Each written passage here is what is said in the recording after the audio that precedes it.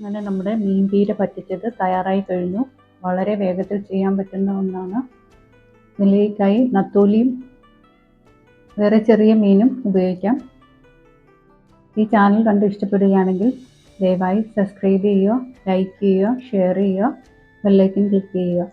ഇതിലേക്കായി clean ചെയ്ത 1.5 kilo ഉള്ളി ചതച്ചത്, കപ്പ് തേങ്ങ ചുരണ്ടിയത്, ഒരു കഷ്ണം ഇഞ്ചി ചതച്ചത്, 10 കഷ്ണം ചെറിയ വെളുത്തുള്ളി ചതച്ചത്.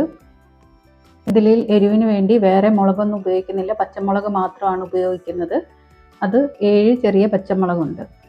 1 ടീസ്പൂൺ മഞ്ഞൾപ്പൊടി, കറിവേപ്പില 3 തണ്ട്, ഒരു മാങ്ങ ചെറുതായിട്ട് മുറിച്ചത്, വെളിച്ചെണ്ണ 1.5 ടീസ്പൂൺ, പിന്നെ ഉപ്പ്.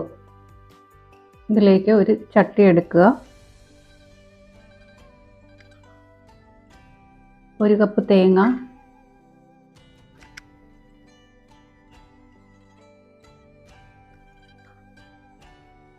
വെളുത്തുള്ളി 10 ചെറിയ വെളുത്തുള്ളി ചതച്ചത്, ഒരു കഷ്ണം ഇഞ്ചി ചതച്ചത്, 7 പച്ചമുളക് രണ്ടായിട്ട് പിളർന്നത്, ഒരു ചെറിയ മാങ്ങ ചെറുതായി മുറിച്ചത്, 2 തണ്ട് കറിവേപ്പില,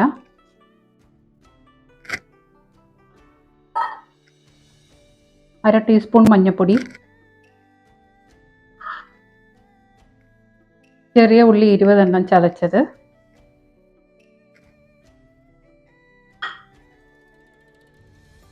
ഒരു ടീസ്പൂൺ ഉപ്പ്,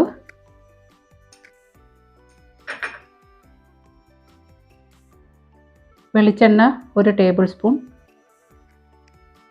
ഇത്രയും കൂടെ നല്ലതായിട്ട് കുഴച്ച് കൊടുക്കുക.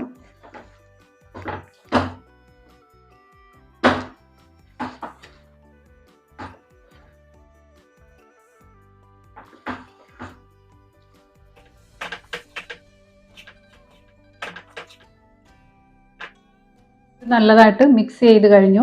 ഇനി ഇതിലേക്ക് നമുക്ക് മത്തി ഇട്ട് കൊടുക്കാം.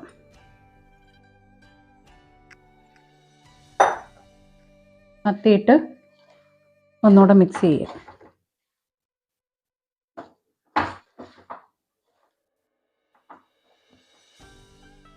ഇനി ഇതിലേക്ക് നമുക്ക് ഒരു 100 ml വെള്ളം ഒഴിച്ചു കൊടുക്കുക.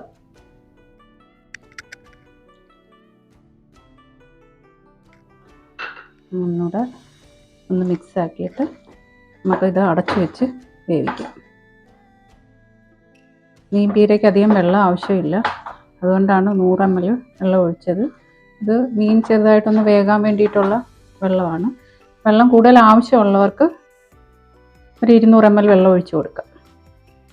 ഇനി ഇത് നമുക്കൊന്ന് അടച്ചു വെച്ച് വേവിക്കാം.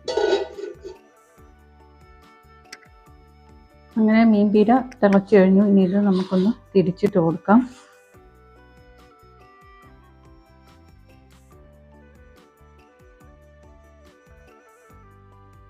അങ്ങനെ മീൻ പീര തയ്യാറായി കഴിഞ്ഞു.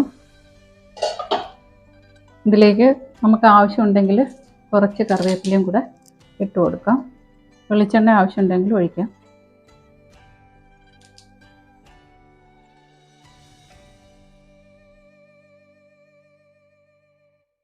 അങ്ങനെ നമ്മുടെ മീൻ പീര പറ്റിച്ചത് തയ്യാറായി കഴിഞ്ഞു.